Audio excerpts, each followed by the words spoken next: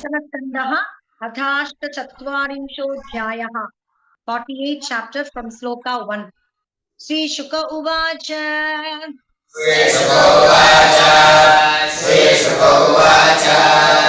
विज्ञाय भगवान् सर्वात्मा सर्वदर्शनः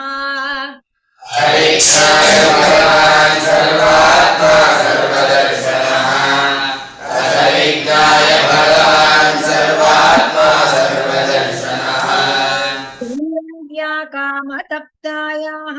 प्रियमिच्छन् गृहं ययौ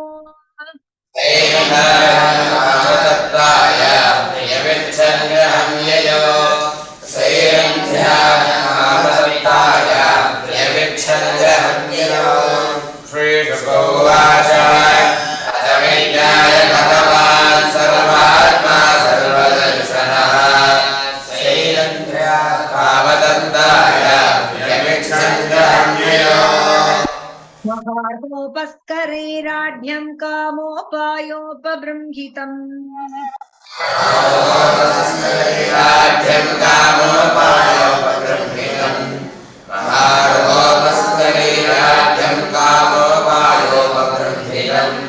मुक्तादाम पताकाभिः वितान शयनासनैः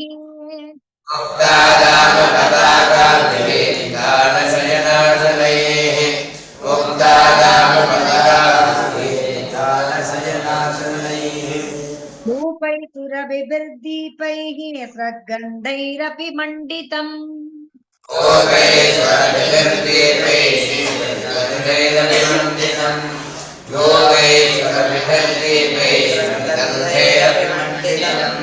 महार्होपस्करैराढ्यं कामोपायोपबृंहितम् मुक्तादाम पताकाभिः दानशयनासनैः धूपैर्सुरभिर्दीपैः स्रग्गन्धैरभिमण्डितम् यान्तमवीक्ष्य शासनात्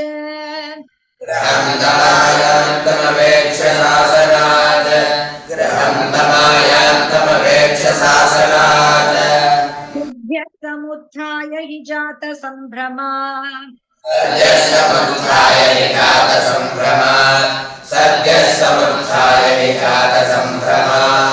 यथोपसङ्गम्य सखीभिरच्युतम्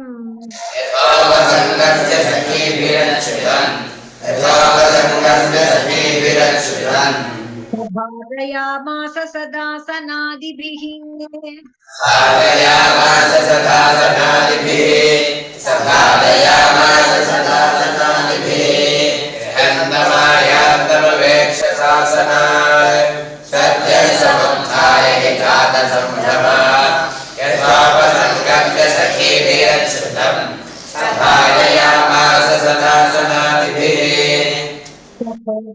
साधुतयाभिपूजितो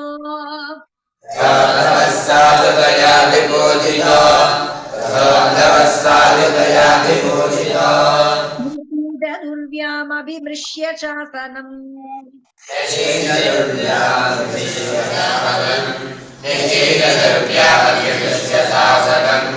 कृष्णोऽपितूर्णं शयनं महाधनम्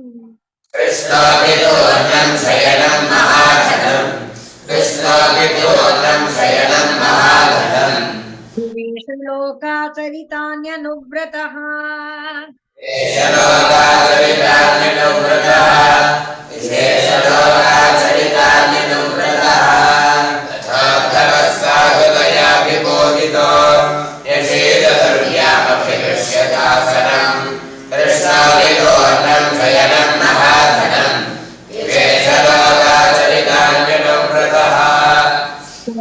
जनालेपदुकूलभूषणस्रगन्धताम्बूलसुदासवादिभिः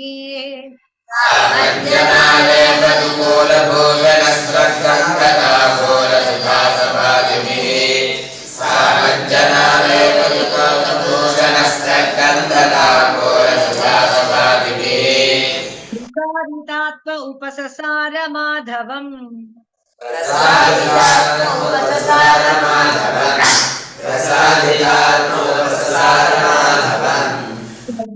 लीलोऽस्मित विभ्रमेक्षितैः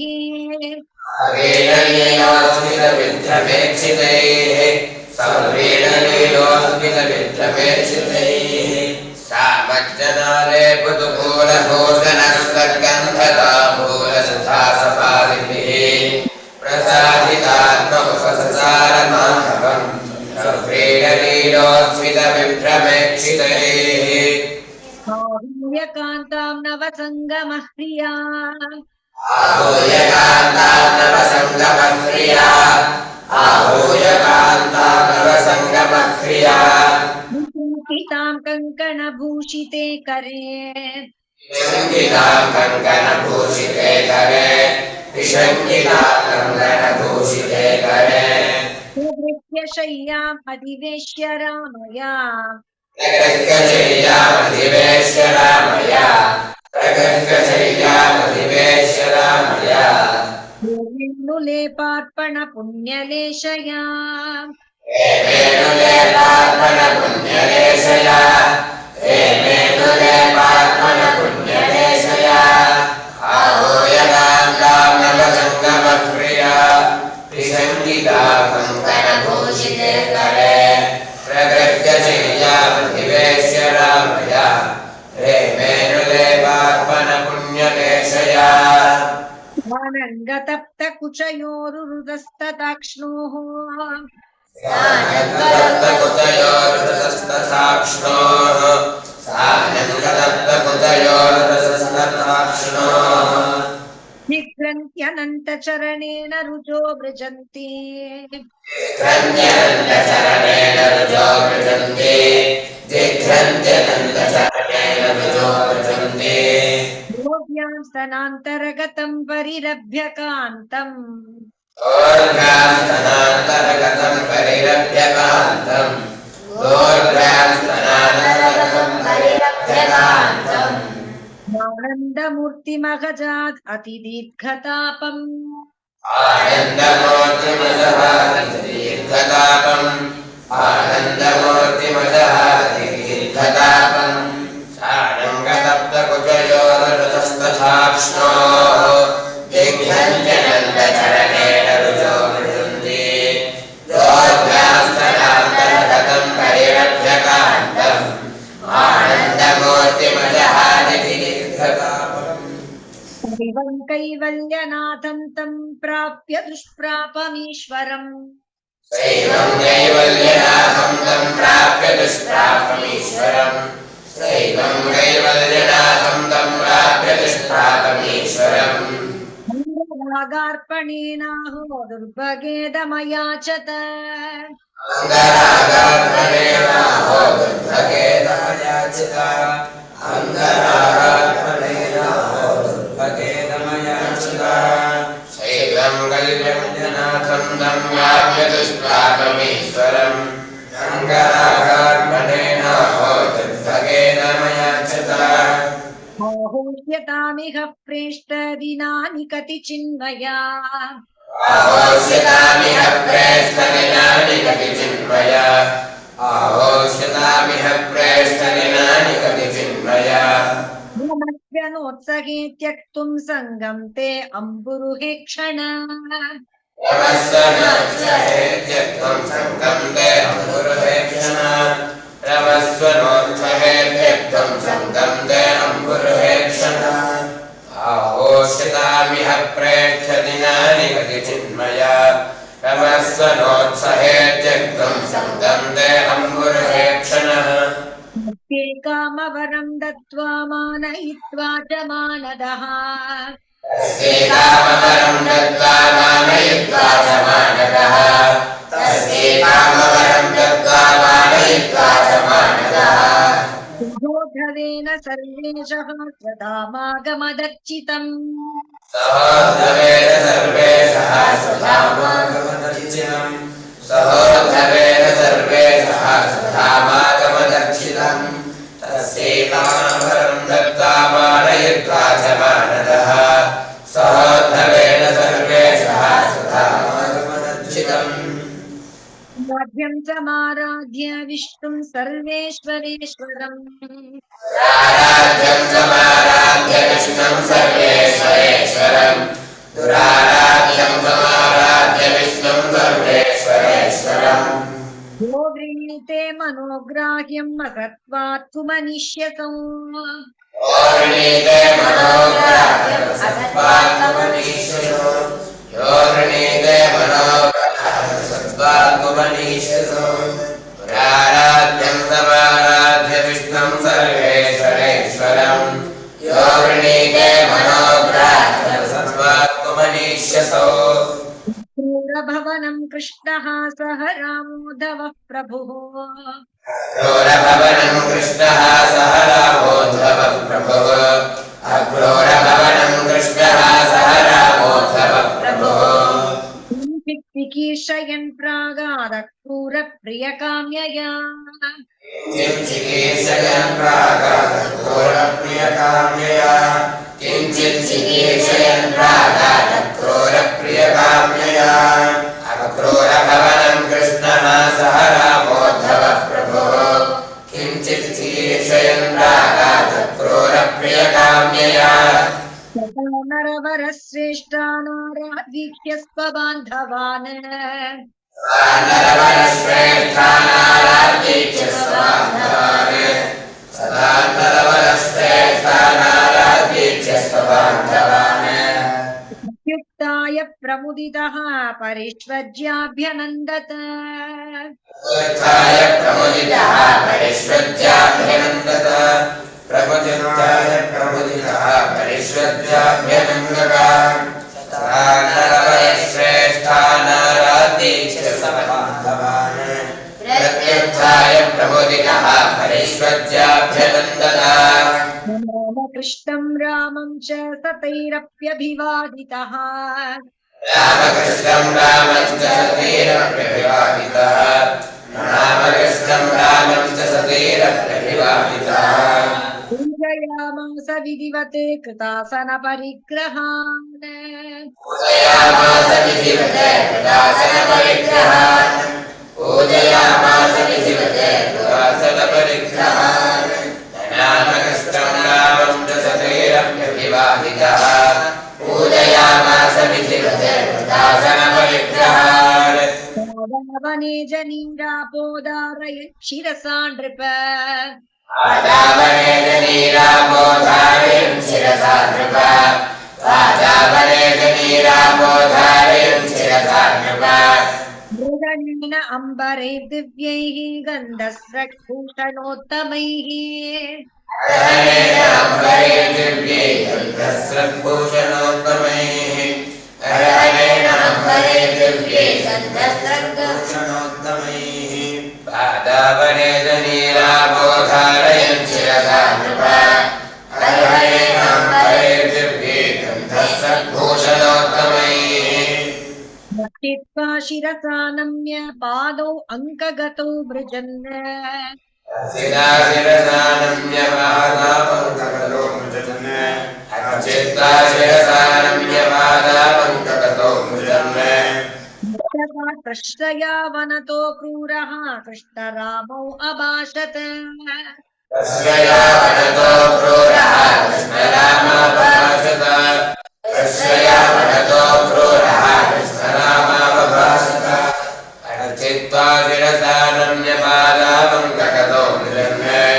तस्यया वदतो क्रूरः कृष्णरामाभाषत या पापो हतः कंसः सानुभोवामिदं कुलम् निष्क्यापापोहतः कंसः सानुगोपामिदं कुलम् निष्क्यापापोहतः कंसः सानुगोपामिदं कुलम् पद्भ्यामुद्धृतं कृच्छ्रात् दुरन्ता च समेधितम् भवद्भ्यामुद्धृतं कृच्छ्रात् दुरन्ताच्च समेधितम् भवद्भ्यामुद्धृतं कृच्छ्रात् दुरन्ताच्च समेधितम् निष्क्यापापोहतः कंसः सानुगोपामिदं कुलम् भवद्भ्यामुद्धृतं कृच्छ्रात् दुरन्ताच्च समेधितम् प्रदानपुरुषो जगद्धेतु जगन्मयो प्रधानपुरुषो जगद्धेतो जगन्मयो इवा प्रधानपुरुषो जगद्धेतु जगन्मयो बुद्ध्यां न विना किञ्चित् परमस्ति न चापरम् भवद्भ्यां न विना किञ्चिदे परमस्ति न चापरम् भवद्भ्यां न विना किञ्चिदे परमस्ति न चापरम् इवा प्रधानपुरुषो जगद्धेतु जगन्मयो भवद्भ्यां न विना किञ्चिदे परमस्ति न चापरम् आत्मसृष्टमिदं विश्वम् अन्वाविश्य स्वशक्तिभिः आत्मसृष्टमिदं विश्वम् अन्वाविश्य आत्मसृष्टमिदं विश्वम् अन्वाविश्य स्वशक्तिभिः हीयते बहुधा ब्रह्मण्य श्रुतप्रत्यक्षगोचरम् ईयते बहुधा ब्रह्मण्य श्रुतप्रत्यक्षगोचरम् ईयते बहुधा ब्रह्मण्य श्रुतप्रत्यक्षगोचरम् आत्मसृष्टमिदं विश्वम् अन्वाविश्य स्वशक्तिभिः ईयते बहुधा ब्रह्मण्य श्रुतप्रत्यक्षगोचरम् यथा हि भूतेषु चराचरेषु यथा हि भूतेषु चराचरेषु यथा हि भूतेषु चराचरेषु नित्यादयो योनिषु भान्ति नाना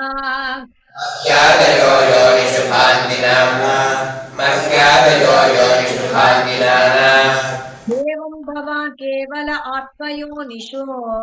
एवं भवान् केवल आत्मयोनिषु एवं भवान् केवल आत्मयोनिषु आत्मात्मतन्त्रो बहुधा विभाति आत्मात्मतन्त्रो बहुधा विभाति आत्मात्मतन्त्रो बहुधा विभाति यथा हि भूतेषु चराचरेषु मह्यादयो योनिषु भान्ति नाना एवं भवान् केवल आत्मयोनिषु आत्मात्मतन्त्रो बहुधा विभाति यस्यतो लुम्पसि पासि विश्वम् यस्य त्वालुम्पसि पासि विश्वम् यस्य त्वालुम्पसि पासि विश्वम् रजस्तमः सत्त्वगुणैः स्वशक्तिभिः रजस्तमः सत्त्वगुणैः स्वशक्तिभिः रजस्तमः सत्त्वगुणैः स्वशक्तिभिः न बध्यसे तद्गुणकर्मभिर्वा न बध्यसे तद्गुणकर्मभिर्वा न बध्यसे तद्गुणकर्मभिर्वा ज्ञानात्मनस्ते क्व च बन्धयेतुः ज्ञानात्मनस्ते क्व च बन्धहेतुः ज्ञानात्मनस्ते क्व च बन्धहेतुः यस्य त्वालुम्पसि पासि विश्वम् रजस्तमः सत्त्वगुणैः स्वशक्तिभिः न बध्यसे तद्गुणकर्मभिर्वा ज्ञानात्मनस्ते क्व च बन्धहेतुः साधुपादेरनिरूपितत्वात् देहाद्युपादेरनिरूपितत्वात् देहाद्युपादेरनिरूपितत्वात् भगवान् साक्षात् नभिदात्मनः स्यात् भवो न साक्षादभिदात्मनः स्यात् भवो न साक्षादभिदात्मनः स्यात् कुतो न बन्धस्तव नैव मोक्षः अतो न बन्धस्तव नैव मोक्षः अतो न बन्धस्तव नैव मोक्षः कामस्त्वयिनो विवेकः स्याताम्यकामस्तयिनो विवेकः स्याताम्यकामस्तयिनो विवेकः देहाद्युपादेरनिरूपितत्वात् भवो न साक्षादभिदात्मनः स्यात् अतो न बन्धस्तव नैव मोक्षः स्याताम्यकामस्तयिनो विवेकः प्रयोदितोऽयं जगतो हिताय त्वयोदितोऽयं जगतो हिताय त्वयोदितोऽयं जगतो हिताय यदा यदा वेदपतः पुराणः यदा यदा वेदपथः पुराणः यदा यदा वेदपथः पुराणः बाध्येत पाखण्डपतैरसद्भिः बाध्येत पाखण्डपथैरसद्भिः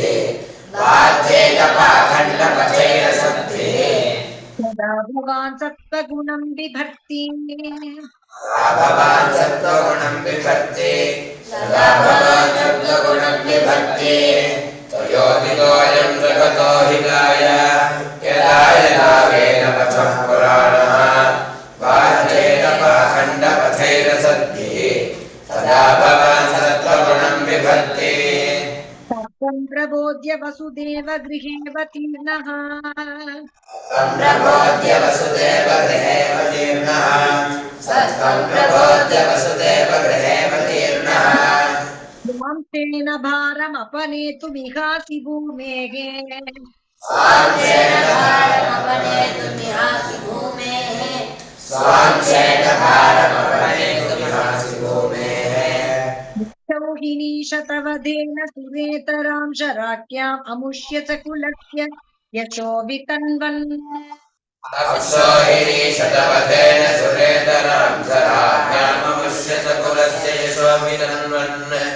अक्षोहिणी शतवधेन सुरेतरां शराख्याममुष्य च कुलस्य यशो वितन्वन् सत्तं प्रबोध्य वसुदेव गृहेऽवतीर्णः स्वांशेन भारमपनेतुमिहासि भूमेः अक्षोहिणी शतवधेन सुरेतरां शराख्याममुष्य च कुलस्य यशो वितन्वन् ह्येषनो वसतयः खलु भूरिभागा अद्येषनो वसतयः खलु भूरिभागा अद्येषनो वसतयः खलु भूरिभागा सर्वदेव पितृभूतनृदेव मूर्तिः सर्वदेव पितृभूतनृदेव मूर्तिः यः सर्वदेव पितृभूतनृदेव मूर्तिः पादशौचसलिलं त्रिजगत्पुनाति पादशौचसलिलं त्रिजगत्पुनाति पादशौचसलिलं त्रिजगत्पुनाति सत्तं जगद्गुरुरधोक्षजया प्रविष्टः सत्तं जगद्गुरुरधोक्षजया प्रविष्टः सत्तं जगद्गुरुरधोक्षजया प्रविष्टः अद्येषनो वसतयः खलु भूरिभागा यः सर्वदेव पितृभूतनृदेव मूर्तिः यत्पादशौचसलिलं त्रिजगत्पुनाति सत्तं जगद्गुरुरधोक्षजया प्रविष्टः पण्डितस्वदपरं शरणं समीयात् पण्डितस्तदपरं शरणं समीयात् कः पण्डितस्तदपरं शरणं समीयात् प्रियादृतगिरः सुहृदकृतज्ञात् भक्तप्रियादृतगिरः सुहृदकृतज्ञात् भक्तप्रियादृतगिरः सुहृदकृतज्ञात् सर्वान् ददाति सुहृदो भजतो विकामान् सर्वान् ददाति सुहृदो भजतो विकामान् सर्वान् ददाति सुहृदो भजतो विकामान्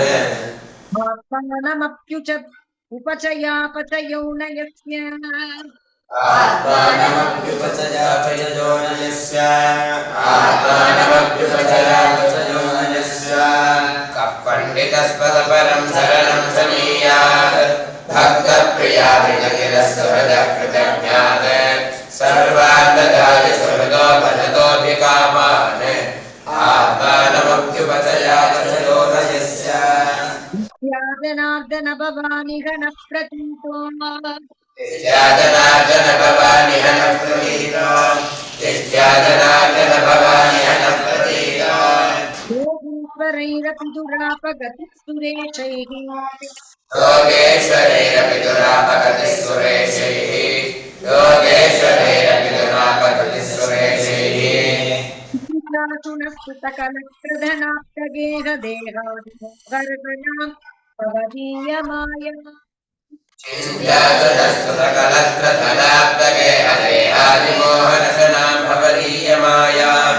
चिन्ध्यासनस्तुतकलत्रधनाप्तगेहदेहादिमोहनशनां भवदीयमायां तिष्ठ्यादनार्दन भवानि हनः प्रतीतो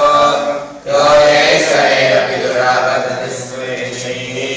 चिन्ध्यासनस्तुतकलत्रधनाप्तगेहदेहादिमोहनशनां भवदीयमायाम्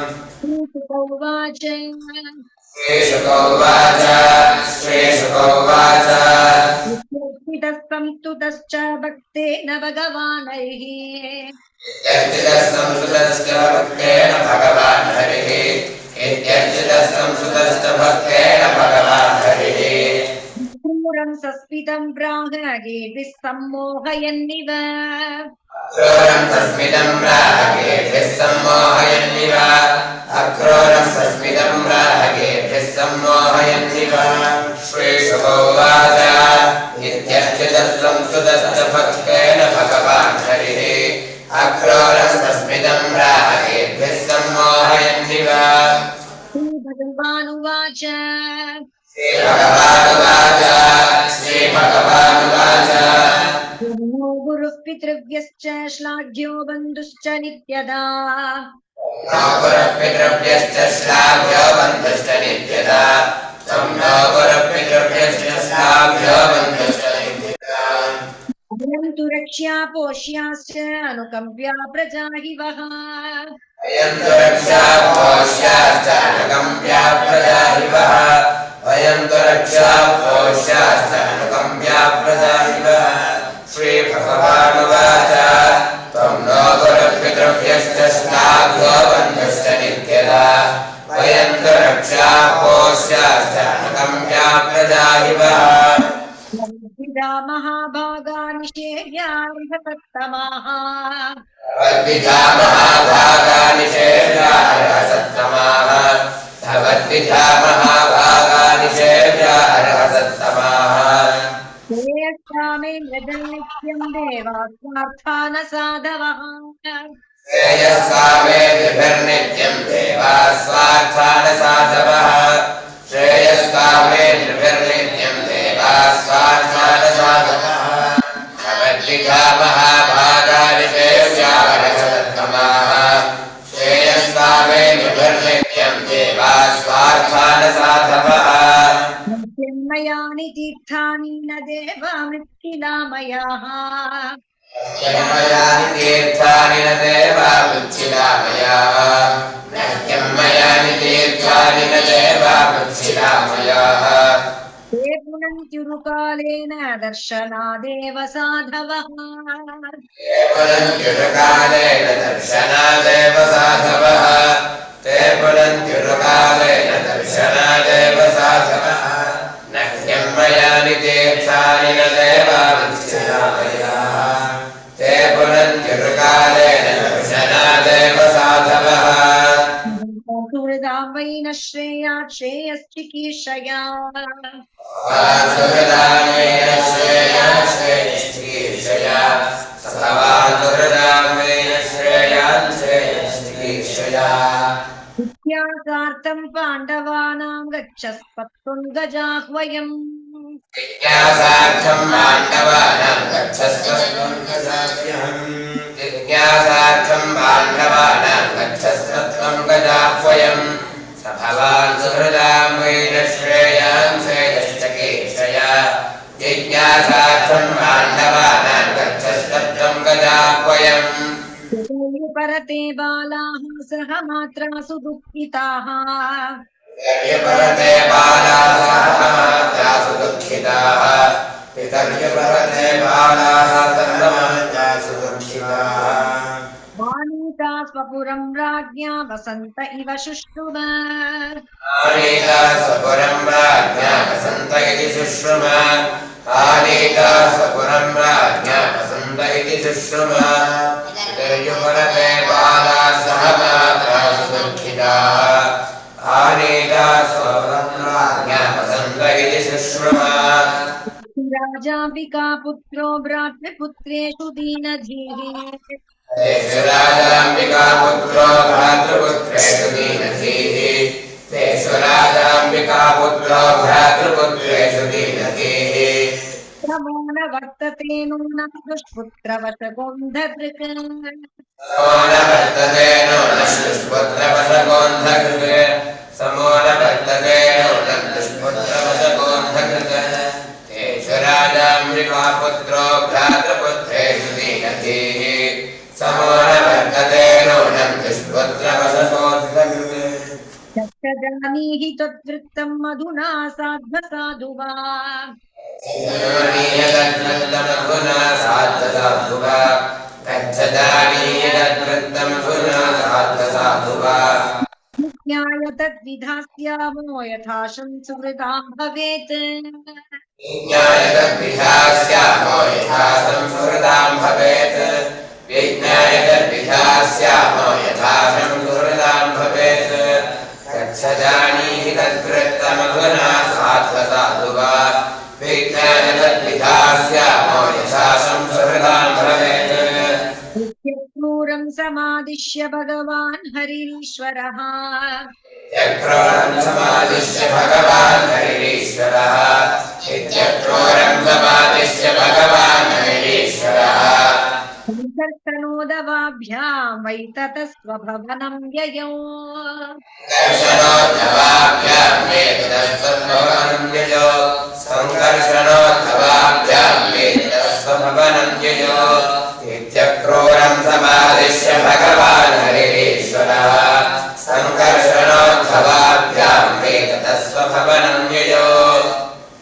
श्रीमद्भागवते महापुराणे पारमहंस्यां संहितायां दशमस्कन्धे पूर्वार्धे अष्टचत्वारिंशोऽध्यायः श्रीमद्भागवते महापुराणे पारमहंस्यां संहितायां दशमस्कन्धे पूर्वार्धे